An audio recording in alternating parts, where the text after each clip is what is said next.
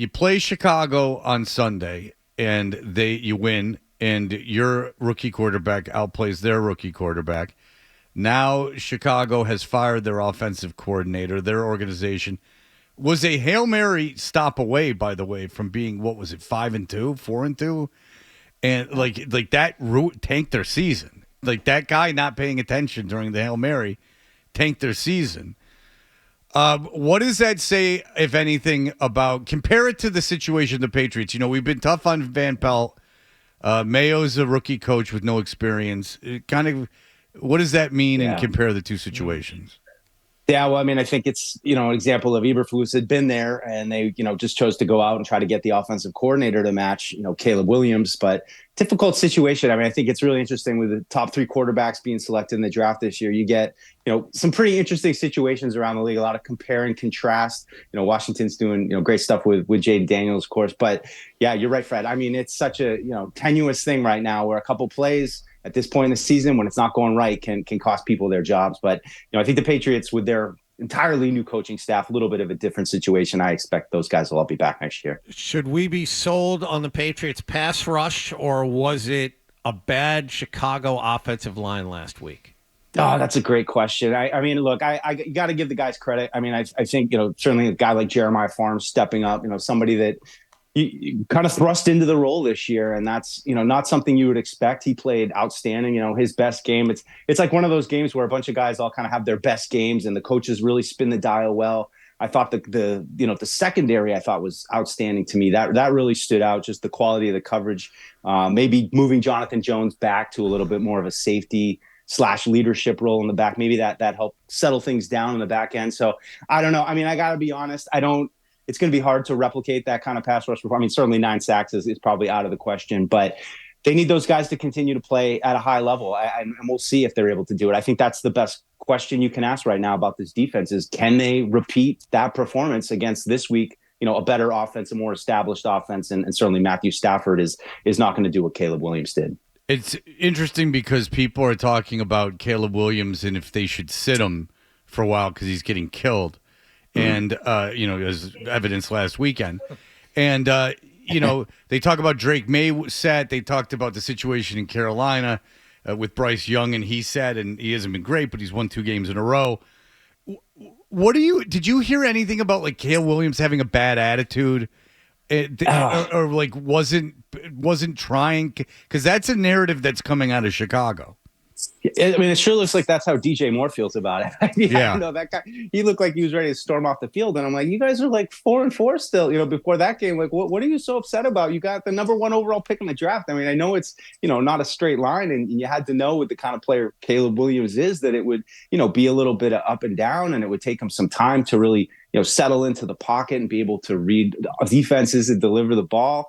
But we all know he's had a little bit of a history. I mean, personally, they did the Hard Knocks this year, and I mean, I didn't think he was that much of, of course, I'm sure it's all projected on television how he wants it to be. But I mean, there's obviously a lot going on there right now, but they have, the pieces everybody talks about here. Like, we need weapons. And it's like, those guys have the weapons, and, there's still something missing. So I think it just, it shows how complicated it can be to try to put together an offense and have the protection and the quarterback and everything in sync. I think it speaks to the attitude in the room for the Patriots, and that they can get these, minor victories and feel like, there's something good happening. And I say a minor victory, that was an actual victory. But in other games when Drake May has played well, it seems like the team and maybe even some of the coaches walk away from these games and saying, like, okay, we didn't get a win, but I actually feel pretty good about it. Here they do some really good things on the field,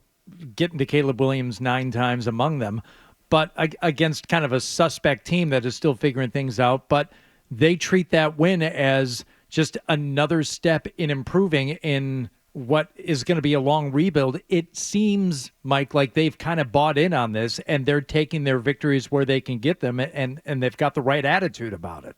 Yeah, I mean, I think that's what they have to do. I mean, Evan Lazar was in the locker room after the game and just said really good vibes. You could tell the team was excited.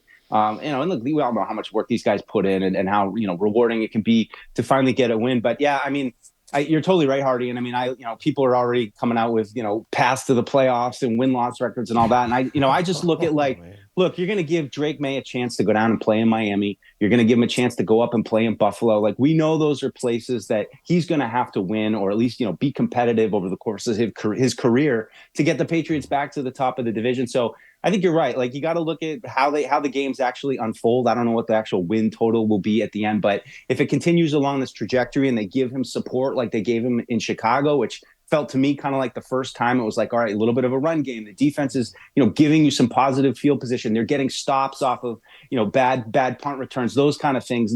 Those guys lifting up Drake May. If they can continue on that trajectory, I don't think the win-loss record really matters all that much, but you certainly have a bunch of good teams here at the end that are going to show you exactly how the Patriots are stacking up. The offensive line has been a major problem since training camp. But I think, and see if you feel any differently, I think the Patriots have their 5. If injuries could derail it, but it seems like the offensive line we saw in Chicago is the offensive line they're going to ride with the rest of the season. Yeah, it'd be a good thing. I mean, I think all year long, I've been talking to you guys, talk about, the continuity. We just need continuity, and guys were hurt, and, Vidarian Lowe was in and out, kind of all season. Now they've settled in.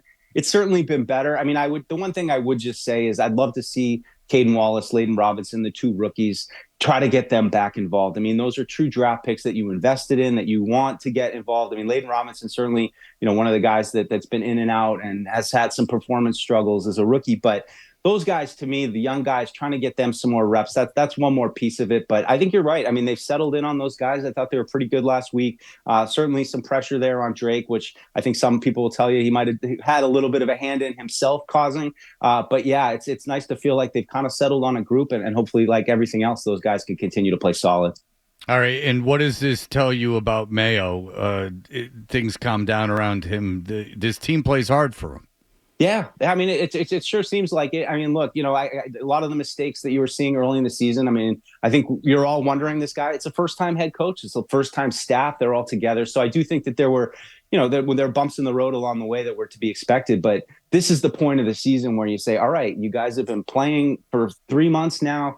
You tell us all the time. I mean, all teams say we want to peak after Thanksgiving, that those are the time when you start playing your best football. So I don't know what their best football looks like at this point, but if they continue to play clean, I thought last week's game was by far their most well-coached game. So, if the coaches are putting the players to be successful, they're not having those end of game situational brain fart kind of stuff. If that continues to improve, then again, it's like everything else, you got to feel pretty good about the direction they're headed. And, certainly with these last 7 games, there's some great opportunities for them to show more than they even have yet. Exactly. I got them winning 4 of the next 5. Well, the path to the playoffs has been laid out. I mean, there it is. We're in the mix, baby. I think they can beat the Rams. I do too. I mean, I think any they can beat any team. I mean, Look at you guys. Yeah. How about that? I mean, up in Buffalo, I don't know about that one. Maybe they're not beating the Rams on Sunday. They're not winning in Miami in a couple of weeks. You guys had this Tom Brady couldn't do it. Oh, it's so hard for them to win in Miami. Everything's different now. Everything's changed. Now they can win in Miami. Oh, okay. I mean, they have beat the Bears and the Jets. That's pretty impressive. I'll tell you this. See? I know. Now we're cooking. Cincinnati. Oh, that's right. Yeah, they beat Aaron Rodgers and the number 1 overall draft pick. Exactly. There you go. Right. Aaron anybody. You want? I got news for you. I've watched every play by both players. Drake May is better than Aaron Rodgers. I'm not kidding.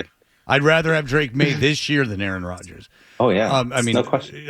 I mean, have like Drake May and Caleb Williams. Yeah, for this Sunday. This week. This Sunday. Oh, this Sunday. I mean, yeah, like I'm not. You know what I'm saying? But, yes. Yeah, they're not beating LA.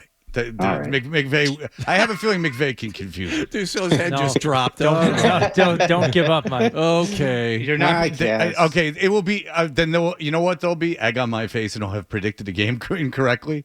But I would say that. Are you gonna get it on you Monday? really stepped in it. You're gonna get it big time on Monday, Mike. You know how I've really walked into it now. All right, yes, Mike, you have. Mike Dussault, Patriots.com. Thank you for the time, sir. We always appreciate it. If you like that clip, and how could you not? Check out more videos from Toucher and Hardy here. Point slightly up and to the left. For more Patriots analysis and opinion, hit this playlist. Point slightly down and to the left. And for the latest from the Sports Hub, download at 985thesportshub.com.